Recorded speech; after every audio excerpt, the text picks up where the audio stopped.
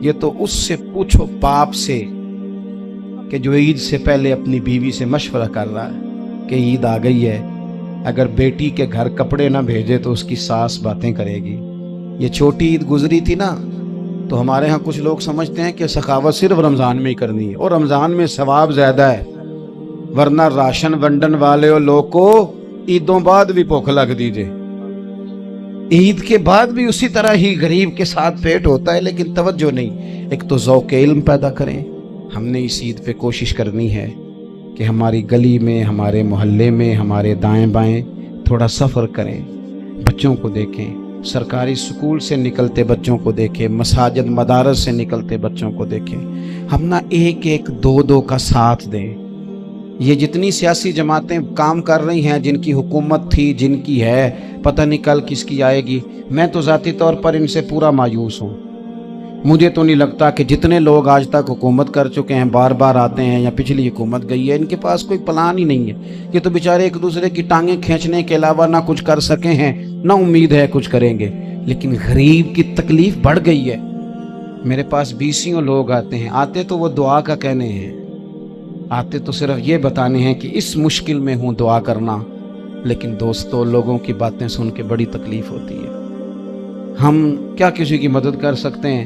ہمارے لیے تو مدارس چلانے مشکل ہیں، لیکن لوگ اذیت کا شکار ہیں۔ ذہنی کرب کے نیچے لوگ آ گئے، اتنی بڑی اذیتیں کھڑی کر دی گئی ہیں۔ تھوڑا تھوڑا دیکھو، 2 کا کھانا 3 بھی تو کھا ہی سکتے ہیں نا، 3 کا کھانا 4 بھی تو کھا ہی سکتے ہیں نا۔ میرے محبوب نے ہمیں یہ نہیں کہا تھا زیادہ گوشت پکانا، بلکہ رسول پاک نے تو رنگ ہی بڑا سادہ دیا ہے۔ کریم نے فرمایا، عائشہ شوربہ ذرا زیادہ کر لو، پڑوسیوں کو بھی سالن دے دیں گے، تھوڑا شوربہ زیادہ کر لو، اسی کو بڑھا لو، تھوڑا شوربہ بڑھا لیں، تھوڑا تھوڑا ایک دوسرے کی مدد کریں، دست شفقت رکھیں۔ گلیوں میں سنسان لوگ، اب تو لوگ ایک دوسرے سے دکھ بھی نہیں کہتے، وہ کہتے ہیں دینا کسی نے ہے کچھ نہیں، اور تماشا الگ سے بن جائے گا۔ دوستو، ہم نے خود ایک دوسرے کا ہاتھ بٹانا ہے۔ جو لوگ صاحب ثروت ہیں، دیکھو ایک ہی باپ کی اولاد ہوتی ہے، ایک کو اللہ بڑا نواز دیتا ہے، 2-3 کمزور رہ جاتے ہیں، اس کو چاہیے وہ دوسروں پہ دست شفقت رکھے۔ ایک گلی میں سارے لوگ ایک ہی قبیلے کے، ایک ہی علاقے کے، ایک آگے نکل گیا ہے، اسے چاہیے وہ دوسروں کا خیال کرے۔ عزیز بھائیوں، ہم نے اس کمر توڑ مہنگائی کے دور میں، تقریر تو میں کر رہا ہوں، یہ کسی اور نے کیسے شروع کر دی؟ جمعوں میں، محفلوں میں کانوں کے ذائقے کے لیے نہ آئیں، اس لیے آئیں کہ میرے علم میں، میرے عمل میں یہ کوئی اضافے کی بات بنے گی، میں کوئی نصیحت حاصل کروں گا تو میرے دل کا زنگ اترے گا۔ ہمارے ہاں یہاں لوگ مزے کے لیے آتے ہیں، اور آج کل لوگ فوٹو کے لیے آتے ہیں۔ ان 2 کاموں سے نکل کر خالص اصلاح کی نیت سے علم کا شوق، ہمارے ہاں تیزی سے ایک حرکت کی گئی، علماء کا وقار خراب کیا گیا اور لوگوں کو دینی علوم سے دور کیا گیا، اور اس میں بعض بیچارے واعظین اور خطباء نے بھی کردار ادا کیا، جب جعلی پیر کی تعریفیں کھول کے کی اور اسے پتہ نہیں کہاں تک۔ یہ اسٹیج ہوتے ہیں نا، ان میں کوئی بندہ اچھا لگے بھی تو اس کے لیے دعا کرنی چاہیے، تعریفیں نہیں کرنی چاہیے۔ تعریفیں اس کا کوئی فائدہ نہیں ہے، اس بندے کو تو دعا کا فائدہ ہے۔ اگر آپ کو اچھا لگ رہا ہے تو اسے دعا دیں، اس سے زیادہ کچھ نہیں کریں۔ اور ہمارے ہاں جناب وہ نقیب محفل بیچارے کی شامت آ جاتی ہے اگر تعریفیں تھوڑی کرے تو، کہتے ہیں انہوں تو نام ہی نہیں لینا ہوتا۔ وہ بھائی، اس کے نام لینے سے آپ کا قد اونچا ہوتا ہے۔ تو علم اور عالم، ان دونوں چیزوں سے قوم کو دور کیا گیا۔ دینی تعلیمات کا فقدان ہے۔ جو میٹرک تک لوگ 60-70 کتابیں پڑھ جاتے ہیں، انہیں بھی قرآن پاک ٹھیک سے نہیں پڑھنا آتا، دور کیا گیا۔ آپ مجھے بتائیے، چلیں ایک مسجد ہی آپ دیکھ لیں، اس مسجد کے اندر اگر ایک طرف ایک عالم دین مشکاہ شریف کھول کے بیٹھے ہوں، حدیث پاک کا درس ہو رہا ہے، یا بحر شریعت کھول کے بیٹھے ہیں، فقہی مسائل بیان کیے، اور اسی مسجد میں ایک بابا جی جبہ پہن کے تگڑا سا، بڑی سی پگڑی باندھ کے اور 500 دانے والی تسبیح لے کے بیٹھے ہیں، اب ایک بندہ اندر آتا ہے تو وہ کدھر جائے گا؟ عالم کی طرف کہ بابا جی کی طرف؟ وہ کیوں جا رہا ہے بھلا بابا جی کی طرف؟ وہ اس لیے کہ ہم نے اسے یہ بتایا ہی نہیں کہ جس طرح سبحان اللہ سبحان اللہ سبحان اللہ پڑھنا عبادت ہے نا، इसी तरह दाराबा पढ़ना भी इबादत है। उसे हमने बताया नहीं कि जब तक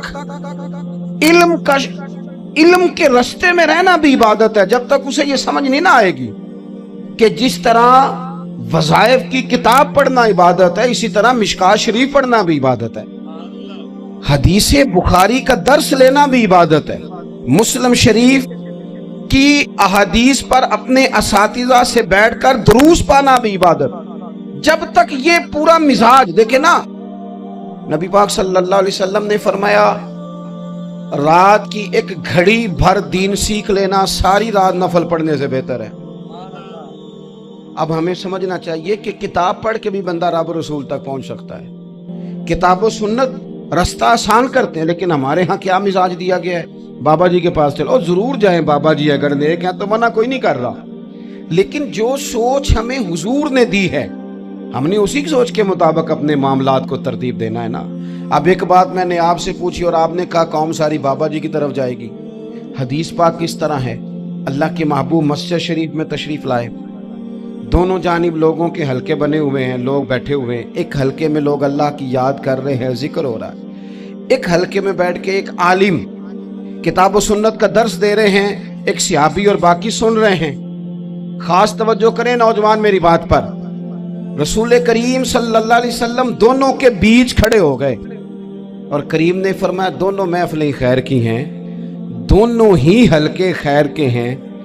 और फिर हुजूर फरमाने लगे, मुझे चूंकि रब ने उस्ताद बना के भेजा है, मैं चूंकि मुअल्लिम बन के आया हूं, यतलु अलैकुम आयातिना व युज़क्कीकुम, मैं चूंकि किताब सुन्नत की तालीम के लिए आया हूं। ये लफ्ज कहते कहते हुजूर उस जमात में बैठ गए जो दीन पढ़ और पढ़ा रही थी। हुजूर वहां बैठ के जहां बात दीन की हो रही, जहां लोगों को अल्लाह रसूल की बात बताई जा रही। तो जुमे में वक्त पे आए, अपनी दीनी मालूमात मजबूत करें और अपने लिए मजबूत करें। मैं आपको बड़े दर्द से ये बात अर्ज करता हूं, अगर दिन में 100 लोग मसला पूछते हैं ना शरीयत का, तो उनमें 95 लोग वो होते हैं जो तलाक का मसला पूछते हैं। वालिद साहब ने, बेटी के वालिद साहब ने 2 महीने पहले ऑर्डर दिया होता है फर्नीचर का। बेटे की शादी हो तो महीना पहले शेरवानी वाले को भी कहना पड़ता है, गाड़ियां बुक करानी पड़ती हैं, मैरिज हॉल बुक, ये सारे लवाजमात हम करते हैं। सारा कुछ किया, गाड़ी से घर बसना है, मैरिज हॉल से बसना है, फर्नीचर से बसना है, हमने सारा कुछ उनको बताया। लेकिन काश 2 घंटे बच्ची किसी मुअल्लिमा के पास जाती, बच्चा किसी उस्ताद के पास जाता, निकाह तलाक के मसले भी सीखते। मैं दावे से कहता हूं, अगर हमें पता चल जाए कि 3 तलाकें इकट्ठी नहीं देनी चाहिए, क्योंकि दे दें तो हो जाती हैं, अगर हमें समझ आ जाए कि नहीं देनी चाहिए, ये मसला बयान हो, और ये वाले मसले हम महफिलों में भी नहीं बयान कर सकते, इसलिए कि लोग कहेंगे मसला तो वो बयान करेंगे जिस पे नारे लगेंगे। आप कौम को ये क्या बता रहे हैं, ये तो छोटा आलिम बताता है माज़अल्लाह इस तरह की बातें, तो बड़ी बड़ी को नुक्ते की बात बताएं। और जिस तरह हमारे यहाँ वो 1 घंटा पहले नहीं कहते तगड़े हो जो मैं जुमला देने लगा, वो पता नहीं जुमला आ रहा है कि एटम बम आ रहा है। बच्चों को देखें, बहुत सारे माँ बाप के पास गुंजाइश नहीं होती, लेकिन इस नीयत से कि बच्चों के दिल टूट जाएंगे, ईद पे कैसे गुजारा करेंगे, मुश्किल से भी कपड़े खरीद के देते। इस तरह हम अपने बच्चों को भूख से, प्यास से, मायूसी से बचाते हैं। इस तरह हमारे रब ने हमारे जिम्मे लगाया है कि तुम अपने बच्चों को कोशिश करो दोज़ख की आग से बचाने की।